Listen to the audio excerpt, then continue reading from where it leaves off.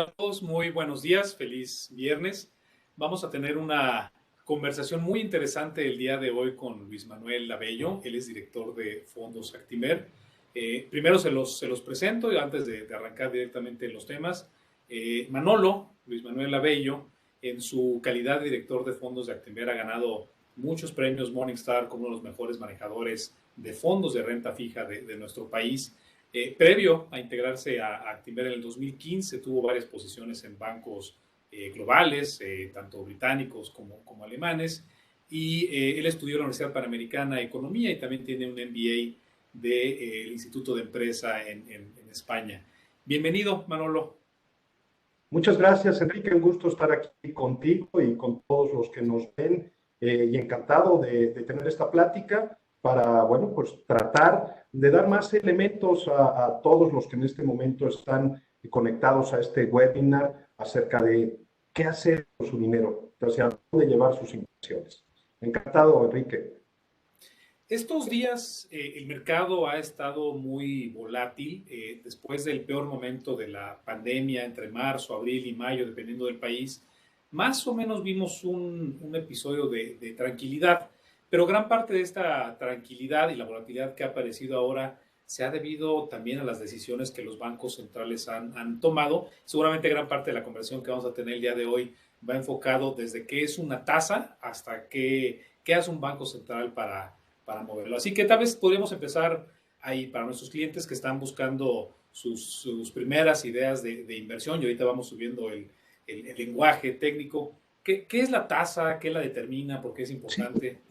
mira, Enrique, la tasa, cuando nosotros lo vemos desde el punto de vista más simple, es decir, desde ese día a día, es un precio.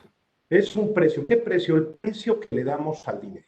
El dinero es un bien que podemos o necesitarlo o nos puede sobrar. En ese sentido, la tasa de interés, es el precio que se le asigna a ese dinero. Si el dinero te falta, pides un crédito y hay una tasa de interés que es el precio a ese dinero. Si el dinero lo ahorras o lo inviertes, ese dinero se pone a trabajar generando o pagándote a ti una tasa de interés que es el precio por ese dinero. Entonces, básicamente, el precio del dinero, que es esa tasa de interés, es este equilibrio entre la oferta y la demanda de dinero, dadas las situaciones específicas de los países, de las empresas, de las personas, y es allí, hablando en términos macro, donde los bancos centrales, como reguladores de esta oferta y demanda de dinero, juegan un papel importante. Hoy la tasa de referencia está en 4.25% en nuestro país. Ayer estaba en 4.50%. Entonces, toda la gente que hoy en la mañana se despertó leyendo el periódico, las noticias financieras, leyó que el Banco Central, el Banco de México en nuestro caso, cambió esta tasa de referencia. ¿Qué significa eso? Bueno, eso significa que las condiciones de esta oferta y demanda de dinero son propicias para que el precio, la tasa de interés que se le pone a ese dinero, se ajuste. Es decir, el Banco Central, Banco de México en este caso, no ve hasta el momento presiones adicionales en las finanzas particulares de nuestro país como para poder tener una política que le podríamos llamar restrictiva. Es decir, llevar a que la gente, las empresas, decidan ahorrar su dinero en lugar de gastar. Como bien indicabas al inicio de nuestra conversación, toda esta parte de la pandemia, la situación muy particular que estamos viviendo en términos globales, que ha afectado de distintas maneras a las economías, ha llevado a que los indicadores económicos tengan un desplome realmente importante. Eso obliga a los gobiernos y a los organismos bancarios centralizados de cada país a tomar decisiones para incentivar el aumento de los indicadores económicos. Es decir, que de alguna manera tengan una mejor retribución en términos de la economía real, de lo que pasa en la calle, de lo que se compra, de lo que se vende. Y una de las herramientas que los bancos centrales tienen es precisamente fijando el precio del dinero. Bajando el precio del dinero, como fue lo que hizo ayer el Banco Central en México, significa que estás generando incentivos para gastar ese dinero, es decir, inyectarlos a la economía, que este asunto se dinamice y por lo tanto vayas teniendo pues una generación de Producto Interno Bruto mucho más acelerada.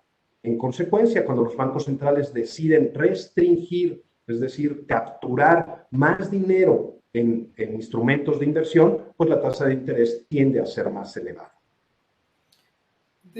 Voy a poner una gráfica de la historia de esta tasa de referencia, sobre todo comparada con la inflación, que es el objetivo de nuestro Banco Central, ¿no? Que la inflación esté cerca del 3%. La historia de nuestra tasa tampoco es muy vieja, ¿no? Es una historia que empieza a media crisis de 2007-2008. Llevamos poquito más de una década con esta tasa, pero es una tasa que ha oscilado tan abajo como el 3% en 2015 por ahí, y tan alto como 8,25, y no hace mucho tiempo, hace poquito más de un año que estaba la tasa en ese nivel. Los clientes están viendo eso. También le quiero recordar a todos los que están conectados el día de hoy que hay un chat, entonces me pueden hacer todas las preguntas que quieran y yo se las voy a comunicar a Manuel. Es de ustedes este foro. Entonces, cuéntanos un poquito de la historia de esta tasa, Manolo, y de la inflación que el Banco Central buscó controlar con estos niveles de tasa. Sí, primero decir que la importancia de la inflación es una importancia que se da en dos sentidos. Como bien lo señalas, para el Banco Central en el sentido de contenerla, pero para todos nosotros como inversores en el sentido de ganarle. Es decir, lo primero que tenemos que fijarnos como inversores y el primer pequeño gran paso para dejar de ser ahorrador y convertirse en inversor o en inversionista es precisamente cuando estoy poniendo mi dinero a trabajar. Y el dinero no trabaja si pierde valor en el tiempo. Es decir, si nosotros no le ganamos a la inflación, mi dinero va a valer menos. Esto en el Banco Central, que de alguna manera su mandato es controlar que esto no se salga de control, y en el caso del inversor es buscar ganarle a esa parte de la inflación. Esto, como bien lo señalas y bien se muestra en la gráfica que compartiste, pues tiene una historia más o menos nueva en el caso de México, cuando la Junta de Gobierno del Banco Central decide cambiar lo que anteriormente se conocía como el corto, como un mecanismo de, digamos, amortiguación de los efectos de la inflación en el sistema, a una tasa objetivo o tasa de referencia. Y eso lo tenemos del año 2007 para acá. Una vez que se hace eso, vemos que el Banco de México, a través de subir o bajar las tasas, busca controlar esta inflación. Esto se traduce en restringir la oferta de dinero o, de alguna manera, incentivar esta oferta de dinero. Esto, en la historia, nos ha llevado a tener tasas reales, es decir, descontadas de esa inflación, sumamente atractivas, cuando lo que vemos son escenarios en donde, pues de alguna manera, la inflación se encuentra controlada y en la intención del gobierno es de que exista más ahorro interno. Vemos en esa gráfica el caso de lo sucedido en el año 2007 al 2009, que coincide también con esa parte de la creación de los sistemas de pensiones, ¿no? Entonces será importante también el poder tener ese valor en el tiempo del dinero y estar conscientes de que podríamos ganarle a ese enemigo del inversionista que es la inflación. Todo esto ha venido teniendo su propia historia y al final va también engrapada o va de la mano de lo que sucede con las economías del resto del mundo. ¿Por qué? Porque México no está exento de lo que pasa alrededor del mundo. Las aperturas comerciales, las aperturas económicas, de alguna manera, cancelación de barreras de tipo comerciales, arancelarias, físicas incluso, con una mayor movilidad, viajes más baratos, etcétera, hacen que México sea un integrante más del concierto mundial. Entonces, en este concierto ahora también tenemos que mirar cómo están tocando los otros, y a esto le llaman política monetaria relativa. Es decir, yo tengo un asunto que tengo que controlar internamente, pero al mismo tiempo, porque todavía somos considerados un país emergente, seguir viéndome atractivo hacia los inversores de fuera. Entonces, esta parte de buscar el equilibrio ha llevado a que la política monetaria del Banco de México tenga estos vaivenes tratando de adelantarse a los choques de inflación para evitarla, ¿sí? Y por el otro lado, tratando de incentivar que las inversiones de los globales o extranjeros que están en nuestro país no pierdan atractivo. Y eso, por consecuencia, pues también sigue teniendo un atractivo para el inversionista local.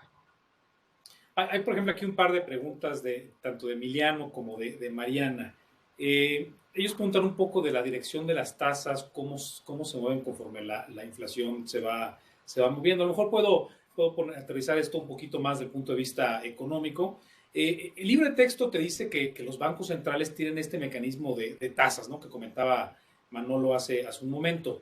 Cuando la economía está bien, está siendo dinámica, pues las empresas se animan a subir los precios y ahí es cuando pueden aparecer presiones inflacionarias. Entonces, los bancos centrales de la mayoría de los países del mundo lo que hacen es que si la economía es muy dinámica y comienzan a ver algún tipo de presión inflacionaria, suben la tasa, porque con una tasa más elevada hay menos incentivo a las empresas para pedir prestado y también hay más incentivo para que las personas ahorren. Y en su conjunto las dos cosas lo que hacen es que la economía se desacelere tantito.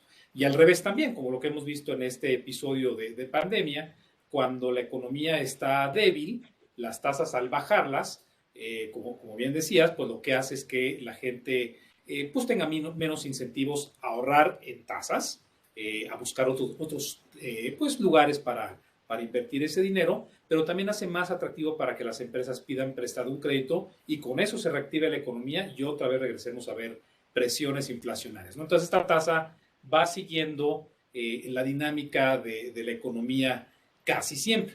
Pero hay algunos países que no son normales, como el caso mexicano, pero por buenas razones. México es uno de los países, no solamente de países emergentes, sino de países en general, con una de las monedas más líquidas del mundo, y eso hace que la tasa tenga un incentivo adicional, un incentivo que se llama carry, que hace que los inversionistas globales quieran traer el dinero a México para aprovechar los niveles de tasa más elevados. Entonces, a veces depende del ciclo económico, a veces depende del tipo de cambio. Viendo esta historia, sobre todo en los últimos 5, 6, 7 años, ¿cuándo ha pesado más la inflación? ¿Cuándo ha pesado más el tipo de cambio? ¿Cómo ves ahí, Manuel? La verdad es que eso está muy dado por eventos, como bien nos señalas, de liquidez mundial, con pues esa parte en donde hay ocasiones en donde la economía a nivel global se encuentra pues, bastante constipada, como es el caso de lo que tenemos ahorita, en donde se le da un mayor peso a ese dinamismo económico que la inflación. Entonces, si ustedes pueden observar en la gráfica que como esta parte de la tasa de Banco de México y la inflación se van de alguna manera tocando, pues es una señal de eso, en donde el banco dice, voy a ser un poco más permisivo en términos inflacionarios, sin que se salga de control, obviamente, para propiciar ese dinamismo que comentabas, Enrique, donde las empresas pueden salir a pedir prestado, donde los consumidores se animan a consumir más, donde las empresas entran en una dinámica de crecimiento, donde tus opciones de inversión no son necesariamente la renta fija, sino activos con un poquito más de riesgo en esperas de un mejor retorno, ¿no? Y hemos tenido situaciones como lo que sucedió en años anteriores, en donde pues la inflación realmente se iba a convertir en un problema, como los choques que vivimos en el año 2015 al año 2017, principios del 2018, en donde el Banco Central Mexicano decide ponerle un freno. Y el freno que pone es ir incrementando el nivel del precio del dinero, el nivel de esta tasa de referencia, con la finalidad de que la inflación se detenga y no se vuelva una espiral inflacionaria en donde todo pierde valor en el tiempo, se vuelve pues, realmente malo para la economía, tanto de las personas, de las empresas y de los países. Entonces eso lo podemos observar muy claramente en ese periodo 2015-2018, donde vemos cómo la inflación empieza a repuntar, el Banco de México de alguna manera adelantándose a esos posibles choques inflacionarios, empieza a subir la tasa de interés de manera que nosotros hemos considerado agresiva, o sea, un poquito poniéndose en adelante de lo que podía suceder, con resultados que vemos que es lo que ha sucedido del año 2018 a la fecha.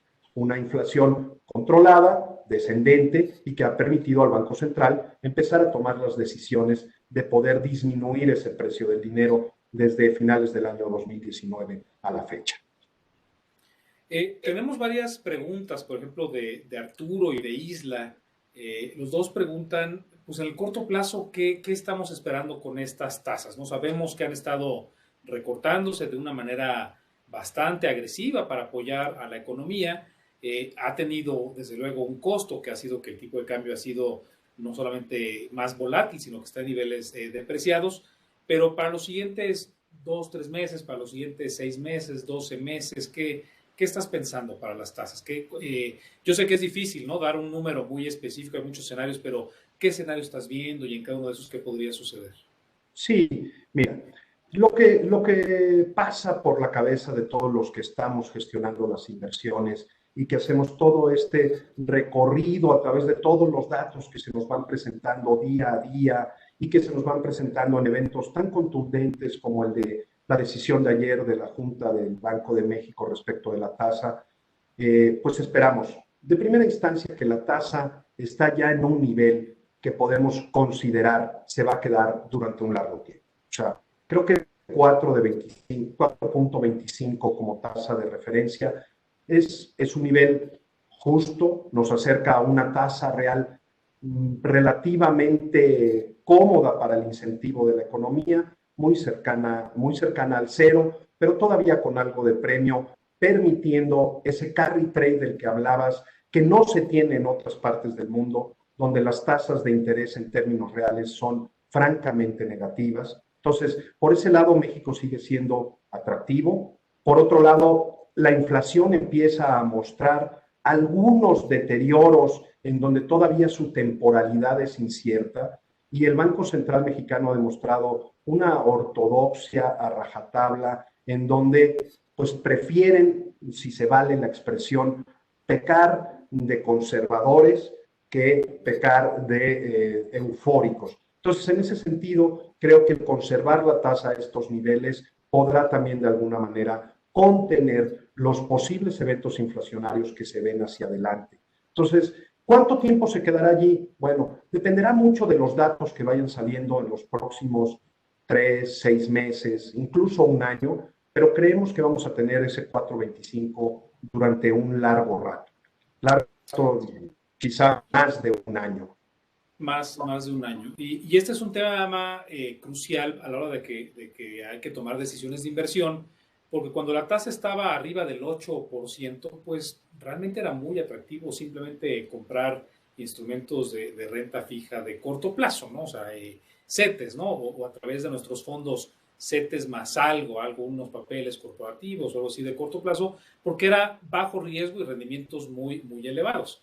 Pero con un entorno en el cual estamos pensando que la tasa se va a quedar ahí durante mucho tiempo, el 4%, ya la historia es distinta. Hemos tenido muchos eventos donde se discute, pues, cuando alguien quiere comprar bolsas o instrumentos que son de riesgo un poco más elevado, pero cuando alguien quiere comprar o alguien quiere invertir de corto plazo, pero en renta fija, ¿no? Se está manteniendo volatilidades bajas.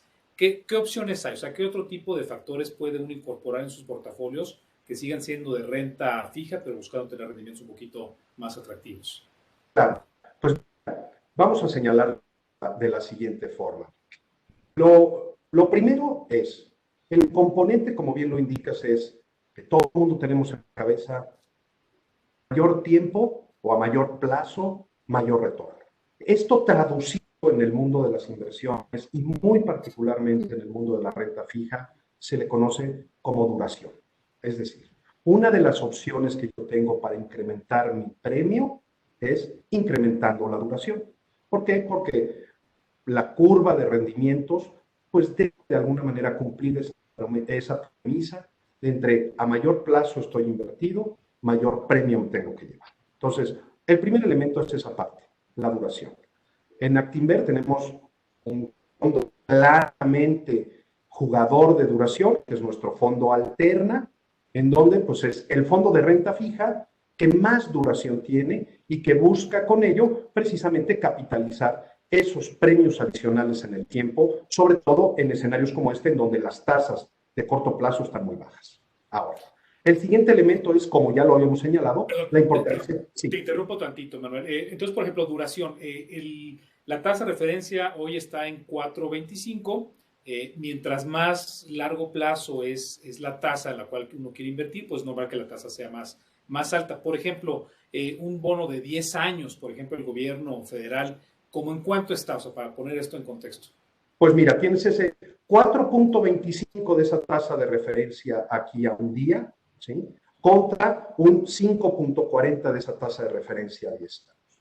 Te vas, por ejemplo, hasta 30 años, pues tienes una tasa de referencia en el 7%. Entonces estás hablando que tienes casi 3 puntos más de premio que, haciéndolo así en un cálculo muy somero, pues estás hablando que tienes un 80% más de tasa de interés si te inviertes en el plazo de 30 años que si te inviertes en el plazo de 1. Entonces, ese es el juego de inversión. Cuando estamos en eventos donde... Perdón, hay un poco de retraso, te dejo. No te preocupes. Mira, es un poquito esta parte en donde si yo veo que mi tasa de corto plazo no me está rindiendo lo que yo espero o la expectativa que podría yo tener sobre lo que considero una inversión adaptable a mis necesidades, pues uno de los eventos que puedes jugar es precisamente el alargarte la curva, es decir, el ampliar esa duración, el poner mis recursos comprometidos durante mayor tiempo. Recordemos también que una de las ventajas que tienen los fondos de inversión es que aunque el fondo esté invertido en un plazo mayor, tu compromiso no necesariamente es al final de ese plazo. Es decir, el fondo lo compra, pero tú como cliente de fondo puedes salir de acuerdo a las características de liquidez que te da el fondo. De manera diaria, de manera mensual, de manera trimestral, dependiendo qué producto tengas. Entonces, esa es la primera, añadir duración. La segunda, ¿qué es lo que pasa? Y que ya lo hemos mencionado anteriormente, cuando yo lo que no quiero añadir duración, porque no me siento cómodo comprometiendo mis recursos en posiciones de mayor plazo o de mayor tiempo. Bueno, lo que te tienes que fijar es precisamente que se cumpla eso que hablábamos, en donde tener una tasa real positiva. ¿Qué tipo que puedes darle a ese descuento entre la tasa de referencia y la inflación que estamos esperando? Que además esté invertido en el corto plazo, pues eso lo podemos ver a través de nuestro fondo Actinver, por ejemplo. Un fondo a corto plazo que su benchmark, su marca, contra lo que se compara, lo que trata de tener en correspondencia es precisamente ganarle a esa inflación de corto plazo, pagando rendimientos superiores a esa inflación, es decir, una tasa real positiva. Y tenemos un tercer elemento, que es el elemento del crédito. Todo ahorita lo estamos hablando desde la parte del Banco Central, de las finanzas públicas, de los gobiernos, ¿sí? Pero también existen las empresas. No solamente el gobierno necesita dinero, también las empresas necesitan dinero. Las empresas incurren en un riesgo diferente al gobierno. El riesgo del gobierno no es el mismo riesgo que el de las empresas. Entonces, partiendo de otra premisa que tiene que cumplirse, adicional a la del plazo, es, si yo incurro en un riesgo de crédito diferente al del gobierno federal, debería de tener un premio mayor. Entonces, si tú de alguna manera vas a una combinación de riesgos gubernamentales con riesgos corporativos o empresariales, tienes esta combinación donde se captura un retorno adicional por el precio que tiene o el precio diferenciado que tiene el crédito en relación con el gobierno federal. Te pongo ejemplos, empresas enormes de telecomunicaciones, de distribución de alimentos, etcétera, que pues no pueden financiarse a los mismos niveles del gobierno federal. No van a encontrar el mismo precio del dinero por su crédito que lo que tiene el gobierno federal. ¿Por qué? Porque tienen otro tipo de riesgos. Entonces, esos tienen un premio adicional que el que daría el gobierno federal. Resumiendo, 3 situaciones. Y las voy a tratar de poner en el orden de importancia. Ganarle a la inflación, tasa real positiva. Ver la conciencia de que el riesgo corporativo tiene un precio distinto al riesgo del gobierno y que ese premio puede ser capturado y aprovechado por nosotros como inversionistas. Y tercero, que si yo estoy dispuesto en las situaciones como la actual, en donde esperamos una tasa de interés baja durante un periodo relativamente largo de tiempo, vale la pena mirar a incrementar duraciones, es decir, comprometer mi dinero a mayor plazo. A ver, regresando al tema de las tasas que el Banco Central decide, por lo que entiendo, si uno quiere comprar deuda del gobierno federal, pues lo que te va a pagar comprar ese instrumento es un poquito más de esa tasa de referencia, y si compras un bono corporativo es todavía más alto el rendimiento. Sin embargo, también es un poco más elevado el riesgo que uno puede incurrir de comprar un bono corporativo en directo, ¿no? Entonces, la opción que muchos inversionistas tienen es escoger entre un bono directamente, un bono corporativo directamente, o a través de un fondo diversificar estas decisiones de inversión. Entonces, yo lo que te quiero preguntar es, tú desde las trincheras que estás todos los días estudiando a las empresas mexicanas, estudiando empresas globales, estudiando al Banco Central y a la Secretaría de Hacienda y sus decisiones, en esta pandemia, ¿qué has observado respecto a los bonos corporativos? O mejor dicho, ¿qué has observado respecto a la salud financiera de las empresas? Y hacia adelante, los siguientes 6, 12, 24 meses, ¿qué estarías esperando? Pues mira, sin lugar a dudas ha sido un evento que representa grandes retos, no solo a los gestores de los fondos, como en mi caso, en donde, como bien dices, y poniendo un pasito atrás, resaltando la importancia de la diversificación. O sea, la diversificación es una herramienta, o quizá la herramienta más poderosa para que el inversionista realmente tenga retornos atractivos. Es difícil jugar al rojo o al negro, como diríamos vulgarmente, porque claro, algunas veces ganas el doble o algunas veces lo pierdes todo. Y en el mundo de las inversiones no se trata de eso. Se trata de tener cautela suficiente, adecuada al riesgo que yo como inversor, que cada quien es diferente, estoy dispuesto a asumir, y para eso la única fórmula es diversificarse. Los fondos lo hacen por ustedes, lo hacen por ti, lo hacen por todos aquellos que son clientes de los fondos, a través de metodologías, de métricas, etc. Y volviendo y retomando tu pregunta, ¿qué pasa con las empresas en México? Bueno, las empresas en México se han mostrado ciertamente resilientes a los eventos que han existido en esta pandemia. Es decir, tenemos empresas en México que han tenido, sobre todo aquellas que emiten deuda de carácter bursátil, es decir, aquellas que vienen a buscar el dinero del gran público inversionista a través de los mercados de valores, se han mostrado realmente resistentes a lo que ha pasado con la pandemia. Tenemos algunos casos extremos en donde han tenido que hacer capitulaciones importantes en términos de las reestructuras, esperando que su situación mejore, y parte de eso les da cierta temporalidad que te añade incertidumbre, pero que estamos confiados que eventualmente saldrá. Para los próximos 6 meses, un año, ¿qué vemos? Pues vamos a ver todavía una polarización mayor entre las empresas que están muy bien y las empresas que no lo están tanto. Entonces, la importancia de ser cautelosos con la elección de este riesgo de crédito es básica.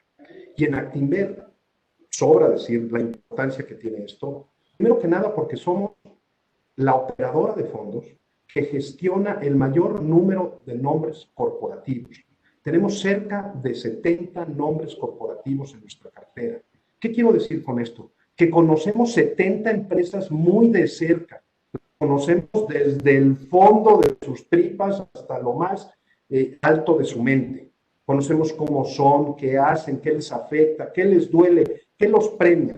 Y por otro lado, también con esa conciencia metodológica de la importancia de la diversificación, de, como se dice vulgarmente, no poner todos los huevos en la misma canasta para evitar contratiempos o sustos que te pueden llevar a una dolorosísima pérdida de capital. No solamente en términos reales, sino aún en términos nominales. Es decir, que tenía 100 y de repente tienes 8.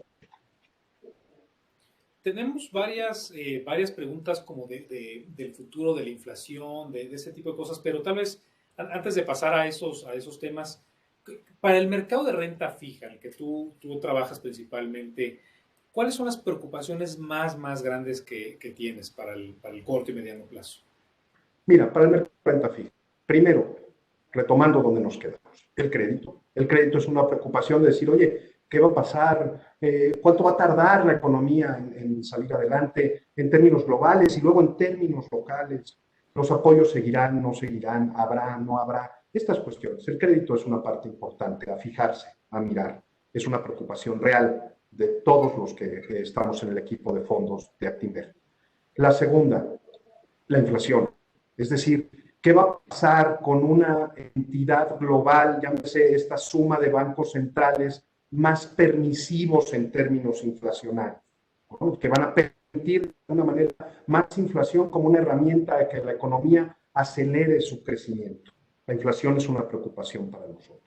Otra preocupación son el estado particular de las finanzas públicas en México, que si bien hasta ahora muestran una sanidad recientemente proba, no sabemos si decisiones de índole legislativo o de índole ejecutivo, hablando de los que gestionan las finanzas públicas de nuestro país, lleven algún tipo de detrimento en la calidad del crédito de nuestro país a los ojos del mundo. Entonces, resumiendo, el crédito es una preocupación, la inflación es una preocupación, la sanidad de las finanzas públicas es una preocupación.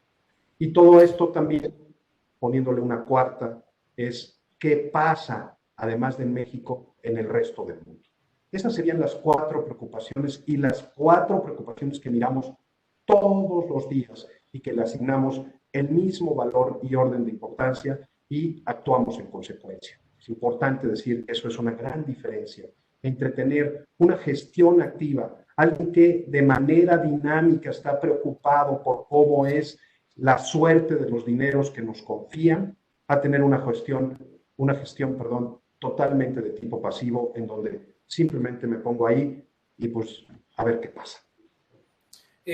Bueno, aprovechando que mencionabas el tema de finanzas públicas y la probabilidad de que a México le bajen la calificación, preparamos esta tablita porque a veces son tantas letras y tantas calificadoras que es un poco complicado darle seguimiento. Pero hay tres calificadoras principales a nivel global, que son Moody's, Standard & Poor's y Fitch. Y cada uno de estas calificadoras en realidad siguen estrategias distintas acerca de cómo evaluar a los países y además cómo evaluar a las empresas paraestatales. Por ejemplo, Standard & Poor's, lo que ellos dicen es que no hace mucho sentido evaluar a Pemex o a la CFE como si fueran una entidad completamente separada del gobierno federal. Tienen la misma calificación, estas tres entidades en triple B, que quiere decir que tienen una calificación de grado medio bajo, con una perspectiva negativa para Standard & Poor's. Y por otro lado, Moody's y Fitch, ellos sí separan la calificación de Pemex de la calificación del gobierno federal, pero cada una de ellas están viendo cosas distintas. Por ejemplo, Fitch le pone una calificación a México de triple B menos, con perspectiva estable, mientras que Moody's le pone una calificación todavía bastante alta a México comparado con las otras dos, pero con una perspectiva negativa. Entonces ahí pueden ver ustedes esta especie de como de diccionario, ¿no? Para traducir nuestro punto de vista de cada una de las calificaciones de las tres, cómo se hace la equivalencia y a su vez cómo interpretar estas calificaciones. Entonces México tiene grado medio bajo, México me refiero a la deuda del gobierno federal, en una de las calificadoras en el límite, todavía con grado de inversión, y estable, pero en el límite con respecto a los que no tienen grado de inversión, pero en cambio Pemex, que ya no tiene grado de inversión para dos calificadoras. Entonces, en este contexto de cómo están las calificaciones de México,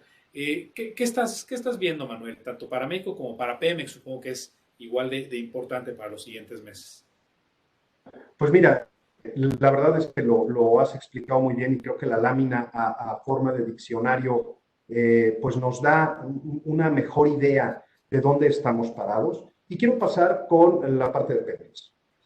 Pemex es una empresa productiva del Estado en donde hasta ahora los esfuerzos gubernamentales vienen a apoyar esa empresa, a hacerla más grande, a que sea un pilar del crecimiento económico de nuestro país, Entonces, desde nuestra perspectiva, desde mi punto de vista particular también, creo que Pemex es una empresa que va a estar, en la medida de lo posible, correspondida por el gobierno federal. Es decir, va a tener ese apoyo en la medida de lo que se puede. Pemex, sin embargo, tiene un detrimento en la calificación que lo hace, pues que ya se ha considerado sin grado de inversión. Es decir, los inversionistas que compran Pemex, pues son inversionistas que conocen o asumen riesgos más importantes que los que sí tienen grado de inversión.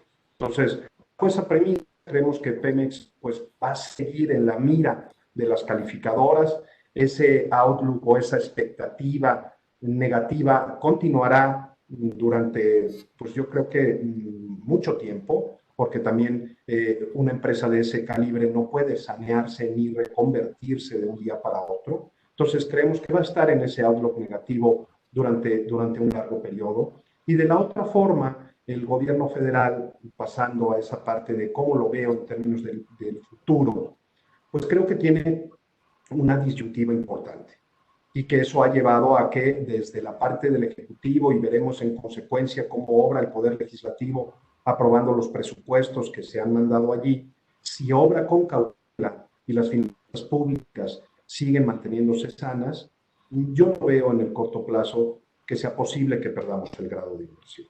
Sin embargo, si esta parte se puede o llega a salir de control, o se descontrola de una manera irracional por mayores apoyos a estas empresas productivas del Estado, por, digamos, de alguna forma, distracción de los recursos hacia mayores programas sociales sin necesariamente recaer en un asunto de infraestructura, incentivar o proporcionar los elementos desde el gobierno federal para que la estructura del país crezca y con eso pues permitir mayor inversión y por lo tanto un crecimiento sólido y sostenido. Si esos elementos no se tienen, pues podríamos ver en un horizonte de mediano plazo algunas calificadoras no solamente cambiando el outlook negativo, sino incluso modificando ligeramente la calificación de México. Resumiendo, las expectativas son: el outlook de Pemex va a seguir de manera negativa durante mucho tiempo, y para la parte del país, como gobierno soberano, si las finanzas públicas siguen manejándose como hasta la fecha se han hecho, creo que conservaremos el grado de inversión y que estará siempre la lupa de ese outlook de te estoy mirando, no lo vayas a hacer mal porque estás en la rayita. Si algo pasara con Pemex o con el gobierno federal, que claro que no es el escenario central que estás mencionando, pero si algo así pasara, usualmente ¿qué le pasa a las tasas? ¿Cómo se mueven? ¿Qué le pasa al tipo de cambio? Supongo que eso es obvio, ¿no? Lo que le pasaría al peso mexicano, pero ¿cuál sería la reacción de las tasas ante un escenario de ese tipo? Como estábamos en esta plática, Enrique, hablábamos de esta parte de que el dinero tiene un precio que es esta tasa de interés y que eso se da por la oferta y la demanda del dinero visto como un bien. Bueno, pensando que el dinero que está depositado, que está invertido en México en este tipo de instrumentos de renta fija o de deuda, no solamente es de los mexicanos, sino que es de muchas otras contrapartes del mundo, entre otras cosas de lo que comentabas por el carry trade, por esta ganancia que me das contra mi equivalente en otras monedas, pues significaría, con la pérdida del grado de inversión, una salida de estos capitales. Es decir, venderían, dejarían de prestarle dinero al gobierno mexicano en una proporción X. La verdad es de que es difícil calcular el número de manera muy puntual, pero sí es evidente que tendríamos menos recursos de los extranjeros posicionados en la deuda del gobierno. ¿Eso qué implica en términos de las tasas? Que las tasas tienen pues una tendencia de alza y los portafolios generan minusvalías, es decir, el precio de esos bonos cae. Y del otro lado tendríamos un tipo de cambio en donde si tú tienes menos recursos, los extranjeros no vienen por los pesos, vienen por los dólares. Ellos vienen, venden dólares, compran pesos, invierten en la tasa de interés mexicana y cuando deciden que necesitan el dinero para otra cosa o que el país ya no gusta o cualquier situación similar, pues lo que hacen es compran sus dólares y venden la deuda, compran sus dólares y se llevan ese dinero. Entonces, eso implicaría también en el tipo de cambio una razón de depreciación, también de una magnitud que dependería de pues, cuánto es esto que puede salirse eventualmente. Tenemos otras preguntas porque Banco de México también va a tener cambios importantes en los siguientes meses. Voy a poner una gráfica que también preparamos para esta ocasión. En el Banco Central, en realidad no es una persona que toma las decisiones de las tasas. Es un sistema colegiado donde hay una persona que en este caso Alejandro Díaz de León, el gobernador, que no solamente dirige esta junta de gobierno que les voy a comentar en un momento, sino que además actúa algo así como el director general del banco en el agregado, un banco que imprime dinero, supervisa bancos, maneja reservas, con muchas otras funciones, y con un periodo de 6 años, ¿no? Este gobernador. Y 4 subgobernadores que de manera escalonada, cada 2 años uno sale y entra uno nuevo, por un periodo de 8 años, de tal manera que esta junta de gobierno esté tan aislada como sea posible de presiones políticas o de mercados o de la situación coyuntural de la economía.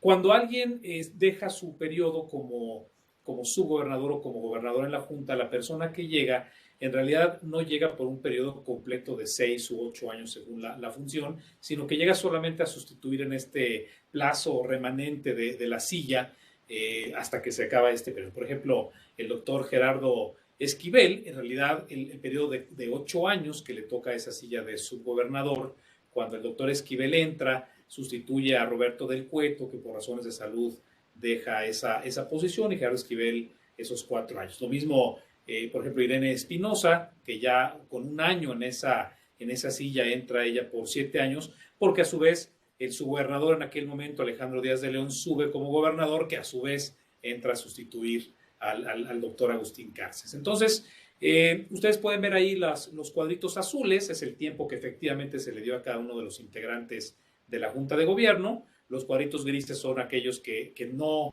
ocuparon las personas que están ahí, pero que es el periodo que le tocaba o le tocó a alguien más.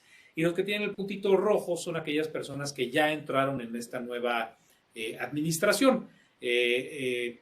Jonathan Heath, por ejemplo, le tocaron los 8 años, ya está a punto de tener sus primeros 2 años y así para los otros integrantes de la Junta. Entonces, en primer lugar, Javier Guzmán Calafel, al final de este 2020, él va a dejar su periodo como subgobernador. Seguramente va a entrar una persona nueva a ocupar esa silla. El presidente lo que va a hacer es proponerle a finales de año al Congreso, al Senado en particular, a alguien que entre por estos 8 años. Y vamos a arrancar el 2021 con Alejandro Díaz de León en su último año como gobernador. Entonces, en 3 meses vamos a ver un cambio y en 15 meses otro cambio adicional. Entonces, pues algunas de las preguntas que estoy viendo en el chat respecto a este cambio, pero a lo mejor te paso a ti las preguntas más difíciles, Manuel, es, para empezar, ¿esto implicaría un cambio en política monetaria? O sea, las tasas se desviarían de lo que hemos visto para arriba o para abajo con un cambio de estos integrantes o no. Pues mira, creo que explicaste perfectamente bien el funcionamiento de este órgano colegiado que es la Junta de Gobierno del Banco de México. Banco de México tiene un gran nombre en términos internacionales. Es un organismo, es una institución que ha hecho las cosas bien a la luz de los observadores internacionales. Tiene una gran reputación y una reputación que se la han ganado a fuerza de hacer bien las cosas. Si nos vamos un poquito para atrás y mencionabas al doctor Carstens, teníamos una junta que le tocó el carácter de ser una junta restrictiva, es decir, de tratar de frenar estos impactos inflacionarios que se venían construyendo en la economía local. Luego pasamos a esta junta con estos cambios que ya explicaste a la perfección, que se puede ver como una junta neutral, es decir, una junta en donde las evidencias de lo que va pasando en términos económicos le van dando un poco de juego en términos de me vuelvo un poco más restrictivo, me vuelvo un poco más laxo, etc. Como bien decías, la importancia de que la Junta no esté politizada, es decir, que no tenga este sesgo de hacer lo que la Secretaría de Hacienda como órgano del Ejecutivo Federal decidiera que es bueno para la economía, sino como un organismo independiente y totalmente autónomo, tome decisiones sobre su mandato, que es contener la inflación, pues da pauta a pensar que el organismo se va a seguir manejando con la misma ortodoxia. Sin embargo, el cambio de personajes, como todas las personas en nuestra vida, tenemos un carácter que hemos adquirido por nuestra educación, nuestras experiencias, los años, nuestra situación muy particular. Bueno, pues también los gobernadores o subgobernadores del Banco Central, los integrantes de la Junta de Gobierno, tienen características de tipo técnico y de fiabilidad emocional y mental respecto de las decisiones de índole económico que son inherentes a lo que ellos piensan o creen que es mejor para los eventos de la política del Banco de México. Entonces eso divide en dos grandes grupos que voy a tratar, voy a usar el anglicismo que se dice para esto, los que son de tipo dog o palomas y los que son de tipo hawk o halcones. Es decir, aquellos que son primordialmente restrictivos, o sea, que les gusta restringir la liquidez porque quieren tener lo mayormente controlada la inflación, quieren tener, digamos, un balance de riesgos lo más acotado posible, y por el otro lado aquellos que son dog o estas palomas en donde prefieren una laxitud que permita el crecimiento económico, claro, sin dejar de lado su mandato. Hacia el mediano plazo, estos 18 meses que apuntabas por allí con estos cambios, creo desde mi experiencia y particular punto de vista que podemos esperar una junta de gobierno un poco más top, es decir, un poco más laxa.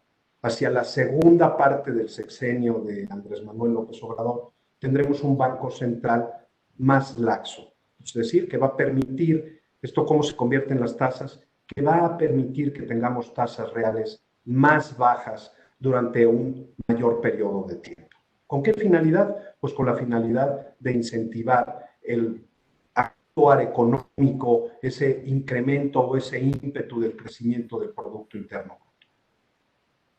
Ya para casi concluir los 5 minutos que nos quedan, pues ya hablamos de las tasas, qué las ha movido, para dónde pensamos que van, algunos de los temas que van a estar influyendo en estas tasas, como pues, las finanzas públicas, el Banco Central, el entorno inflacionario, el apetito por inversionistas internacionales. Pues la pregunta obligada es, ¿qué hago con mi dinero? ¿Cómo en este entorno de tasas debería estar buscando las mejores oportunidades de inversión? Pues mira, las inversiones y las alternativas que tenemos en Actinver son múltiples, ligadas a la renta fija o no, porque estamos en un escenario también en donde, dada esta misma situación que hemos hablado durante toda esta plática, vale la pena mirar otros activos diferentes a la renta fija. En el caso muy específico de la renta fija, horizonte de inversiones importantísimo. ¿Qué estoy percibiendo?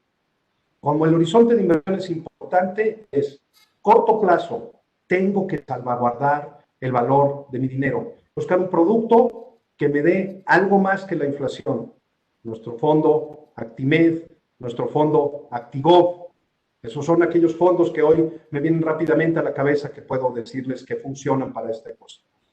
Mi horizonte de tiempo es mayor, quiero o quisiera un poco más de tiempo, estoy dispuesto a comprometer mi recurso en un horizonte de inversión mayor y sé que eso me debe de tener en el tiempo un retorno superior.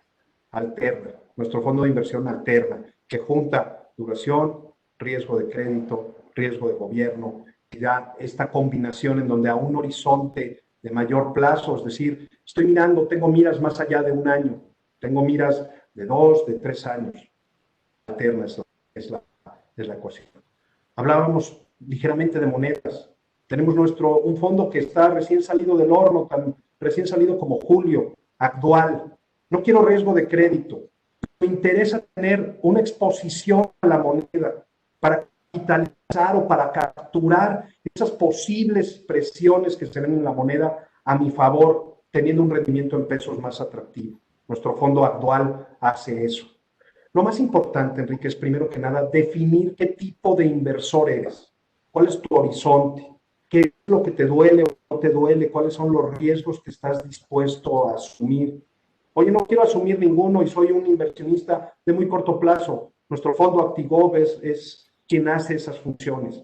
Quisiera algo más y estoy dispuesto a asumir algunos riesgos, como pueden ser el tiempo, como puede ser el tiempo traducido en horizonte de inversión, como puede ser el crédito diversificado, como ya lo hemos comentado. Bueno, pues tenemos nuestras otras alternativas, Actimed, Alterna, monedas, como el caso de Actual que les comentaba hace un momento, y otros muchos productos que atienden necesidades muy específicas de inversión y de temporalidad también en la renta fija. Nuestro fondo máximo con una tasa de alguna manera piso sugerida contra un upside o contra un incremento posible en términos de una devaluación de la moneda. Nuestro fondo o nuestros fondos de la familia Actigana Más, que son fondos que te van entregando un flujo mensual para todos aquellos que les gusta tener la opción de verse como un rentista, por decirle de alguna manera. Yo creo que aquí lo más importante es que todos los que nos están viendo y escuchando, Enrique,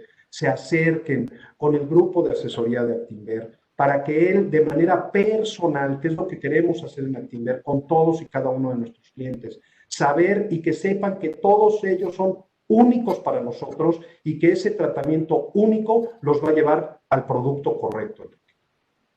Efectivamente, ¿no? Ya para concluir, acérquense por favor con su asesor financiero. Con mucho gusto vamos a revisar otra vez con ustedes su cartera, sus planes, sus horizontes de inversión y diseñarles una estrategia personalizada a sus necesidades. Pues muchísimas gracias, Manuel. Un gusto haber platicado contigo en este encuentro Actinver de Economía. A todos los demás, nos vemos el próximo viernes a las 10 de la mañana. Gracias y hasta pronto. Gracias, encantado.